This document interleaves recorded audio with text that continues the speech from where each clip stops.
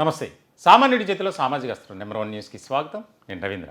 దేశవ్యాప్తంగా సంచలనం కలిగించినటువంటి ఒక అంశం, ఒక కుంభకోణం, స్కామ్ ఆంధ్రప్రదేశ్లో జరిగింది. అదే మద్యం కుంభకోణం. ఈ కేసు ప్రతిరోజు దీనికి సంబంధించి ఏదో ఒక ట్విస్ట్ అనేది బయటకు వస్తూనే ఉంది. ఇప్పుడు తాజాగా ఒక 5 పాత్రపై విజిలెన్స్ బాంబు పేల్చింది. నివేదికను సిట్కు ఇచ్చింది. అందులో కీలకమైనటువంటి నేతలు ఉన్నారు.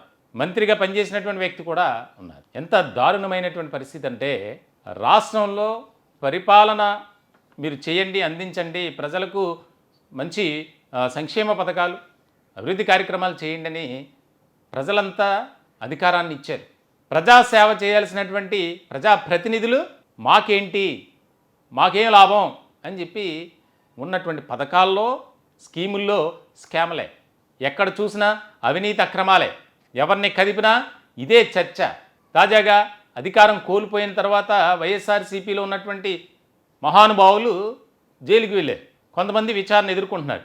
ఇప్పుడు తాజాగా దాదాపుగా ఈ కేసులో 14 మంది అరెస్ట్ అయ్యారు. ఇప్పుడు తాజాగా 3 బెయిల్ వచ్చింది. ఆ బెయిల్పై కూడా క్యాన్సిల్ చేయాలని సిట్ ఒక పిటిషన్ అనేది ఫైల్ చేసింది. దీనికి సంబంధించి ఇప్పుడు తాజాగా వచ్చినటువంటి వ్యవహారం ఏంటంటే, వెలుగులోకి ఒక 5 దాదాపుగా అక్షరాల 250 కోట్ల రూపాయలు పనిచేసుకున్నారు. ఇది నేనేదో కావాలని చెప్తుంది కాదు, చాలా కీలకమైనటువంటి పరిణామంగా మారింది. విజిలెన్స్ అండ్ ఎన్ఫోర్స్మెంట్ ప్రాథమిక దర్యాప్తులో ఏదైతే ఒక నివేదిక తయారు చేసి ప్రభుత్వానికి అప్పగించిందో, సిట్కి అప్పగించింది, దీనికి సంబంధించి ఇప్పుడు ఆసక్తికరమైనటువంటి చర్చ అనేది జరుగుతుంది. ఆ 5 మాజీ మంత్రి అంబటి రాంబాబు, మజ్జి శ్రీనివాసరావు, కేతిరెడ్డి వెంకటరామరెడ్డి, కారుమూరి సునీల్, ఎంసీ విజయానందరెడ్డి. వీరంతా జగన్మోహన్ రెడ్డికి అత్యంత సన్నిహితులు.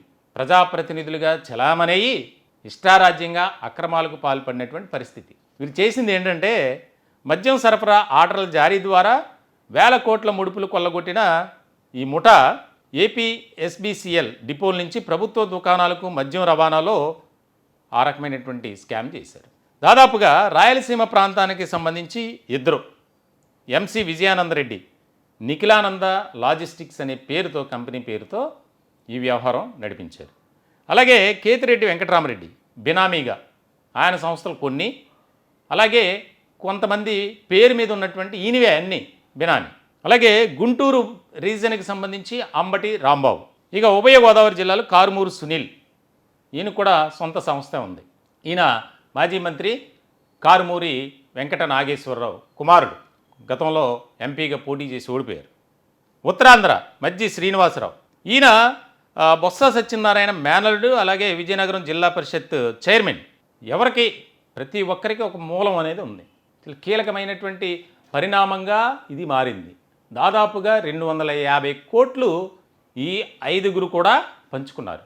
రాష్ట్ర ఖజానా అంటే రాష్ట్ర ప్రభుత్వానికి చెందాల్సినటువంటి డబ్బుని వీళ్ళు ఇలా పంచుకున్నారు. ఎంత దారుణం అనేది చూడండి.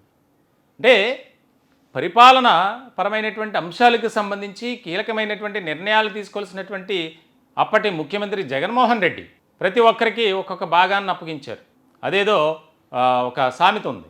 నిజంగా ప్రజా సొమ్మును ఏ విధంగా దుర్వినియోగానికి పాల్పడ్డారు, ఎటువంటి అక్రమాలకు పాల్పడ్డారు, ఎటువంటి అవినీతి చేశారు అనేది చాలా క్లియర్గా అర్థమవుతుంది.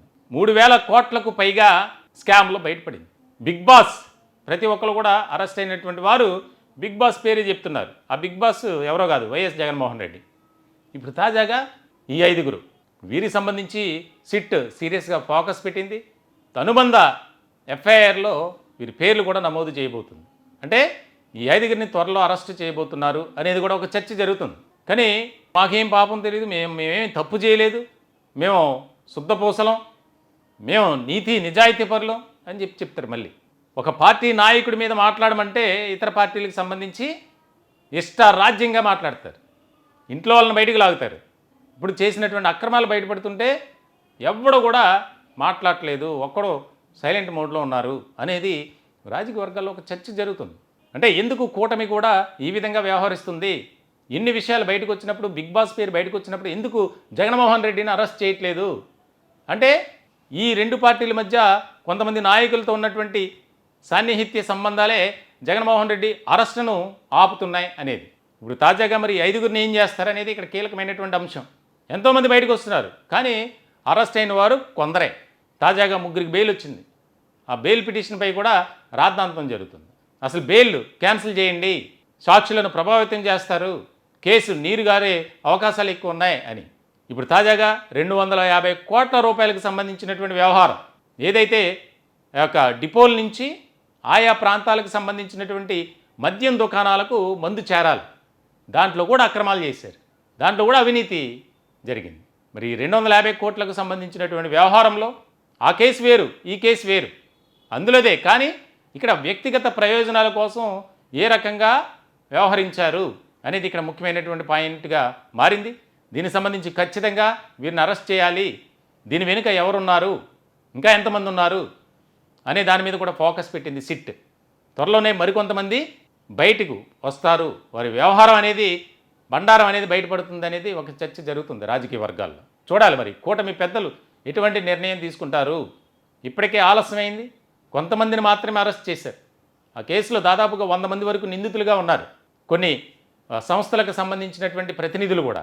మరి అటువంటి వారిని ఎవరిని అరెస్ట్ చేయలే, కొంతమందిని మాత్రమే అరెస్ట్ చేశారు. ఈ వ్యవహారంలో మరి కూటమి పెద్దలు ఏ రకమైనటువంటి నిర్ణయం తీసుకొని దీనికి సంబంధించి వీరిని అరెస్ట్ చేస్తారా, లేకపోతే విచారణ పేరుతో వదిలేస్తారా? అరెస్ట్ చేస్తే వీరు వెనుకున్నటువంటి బ్యాచ్ ఎంత బయటపడుతుంది అనేది ఒక రకమైనటువంటి అంశం. మరి కూటమి పెద్దల చేతిలోనే ఈ వ్యవహారం ఉంది. దీనికి సంబంధించి ఎలాంటి నిర్ణయం తీసుకుంటారనేది చూడాలి. ఈ టాపిక్పై మీ విలువైనటువంటి అభిప్రాయాలు కామెంట్ రూపంలో తెలియజేయండి. దయచేసి మా ఛానల్ని సబ్స్క్రైబ్ చేసుకోండి. Thank you.